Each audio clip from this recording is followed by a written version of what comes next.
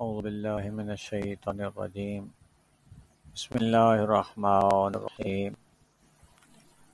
آج ہم شہدائے کربلا کے سلسلہ میں حضرت حر بن یزید ریاحی کے بارے میں بیان کریں گے۔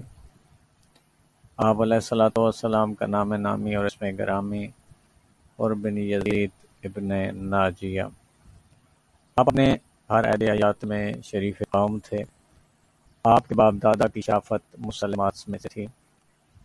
پیغمبر اسلام صلی اللہ علیہ وآلہ وسلم کے مشہور صحابی زید بن عمر بن قیس عتاب جو آوز کے نام سے مشہور تھے اور شاعری میں باکمال مانے جاتے تھے، وہ آپ علیہ الصلوۃ والسلام کے چچا زاد بھائی اور آپ علیہ الصلوۃ والسلام کے خاندان کے چشم و چراغ تھے۔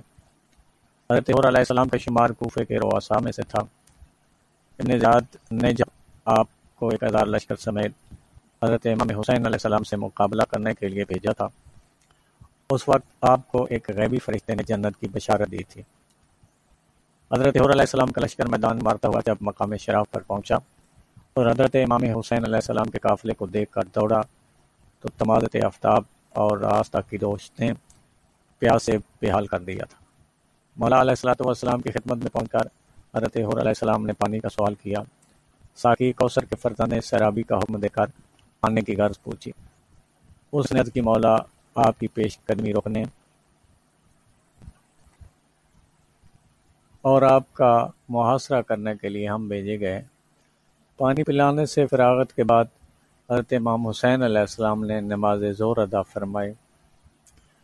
حر علیہ السلام نے بھی ساتھ ہی نماز پڑھی۔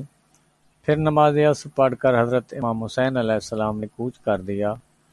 حر علیہ السلام اپنے لشکر سمیت قافلہ حسینی سے قدم ملاتے ہوئے چل رہے تھے اور کسی مقام پر حضرت علیہ السلام کی خدمت میں موت کا حوالہ دیتے تھے۔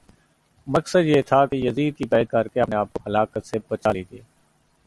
آپ علیہ الصلوۃ والسلام اس کے جواب میں ارشاد فرماتے تھے، حق پر جان دینا ہماری عادت ہے۔ راستہ میں مقام عزیب ترما ابن عدی اپنے 4 ساتھیوں سمیت حضرت امام حسین علیہ السلام سے آ ملے۔ حر علیہ السلام نے کہا، یہ آپ کے ہمراہی نہیں ہیں، اس وقت کوفہ سے آ رہے ہیں، میں آپ کے ہم رکاب نہ رہنے دوں گا۔ آپ علیہ السلام نے فرمایا کہ تم اپنے وعدے سے ہٹ رہے ہو۔ سنو، اگر تم نے اپنے وعدے کے خلاف ابن زیاد کے پہنچنے سے پہلے ہم سے کوئی مزاحمت کی تو پھر ہم تم سے جنگ کریں گے۔ یہ سن کر خاموش ہو گئے اور قافلہ آگے بڑھ گئے۔ قصر بنی مقاتل پر مالک ابن نصر نامی ایک شخص نے حر کو ابن زیاد کا حکم نامہ دیا، جس میں مرقوم تھا کہ جس جگہ میرا یہ خط تمہیں ملے اسی مقام پر امام حسین علیہ السلام کو ٹھہرا دینا، اور اس امر کا خاص خیال رکھنا کہ یہاں وہ ٹھہریں، وہ پانی اور سبزے کا نام و نشان تک نہ ہو۔ اس حکم کو پاتی حر نے آپ علیہ السلام کو روکنا چاہا۔ آپ علیہ السلام ترما بن عدی کے مشورے سے آگے بڑھے اور 2 محرم مقام کا طلا پہنچے۔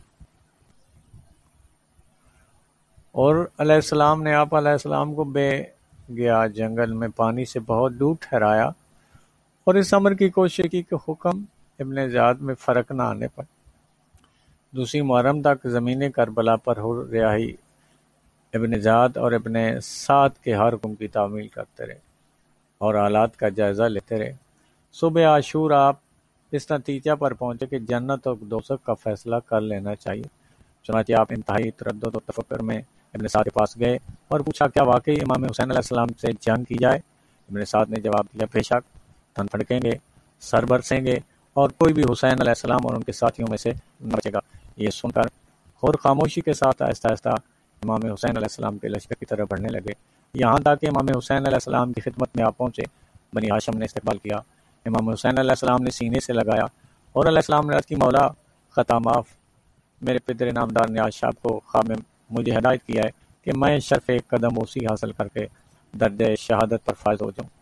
مولا علیہ السلام نے ہی سب سے پہلے حضور کو روکا تھا، اب سب سے پہلے حضور پر قربان ہونا چاہتا ہوں، اذن دیہات دیجیے تاکہ گردن کٹا کر بارگاہ رسالت میں سرخرو ہو سکوں۔ امام حسین علیہ السلام نے اجازت دی۔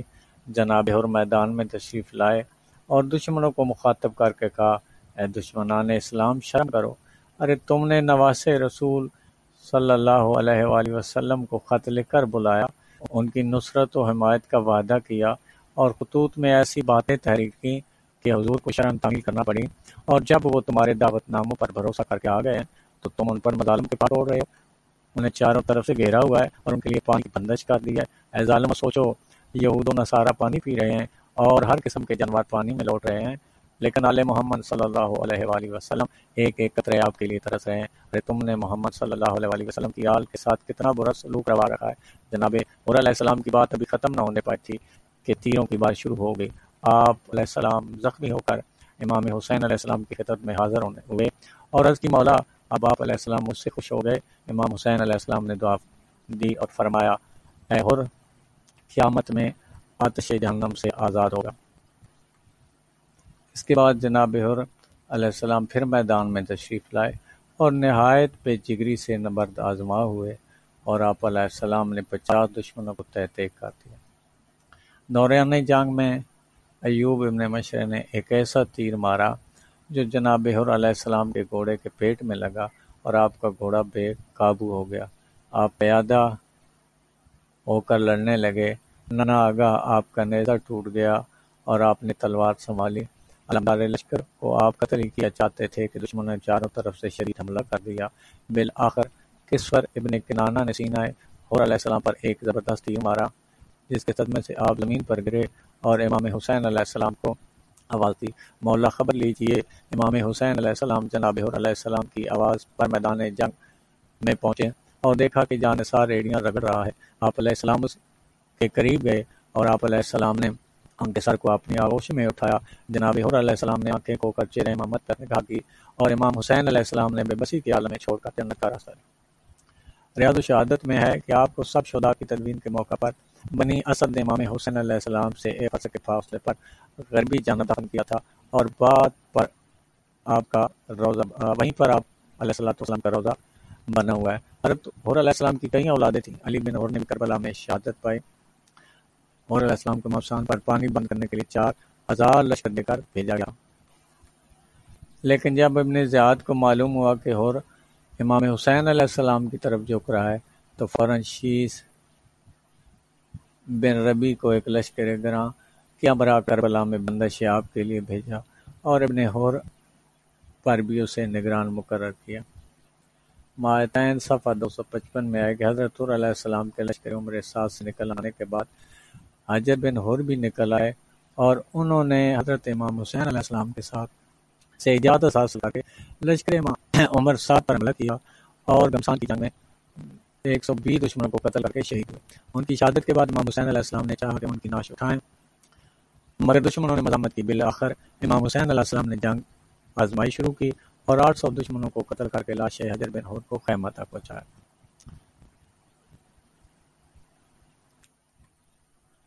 عبید اللہ ابن حر، اس کا شمار شجاعان عرب میں تھا۔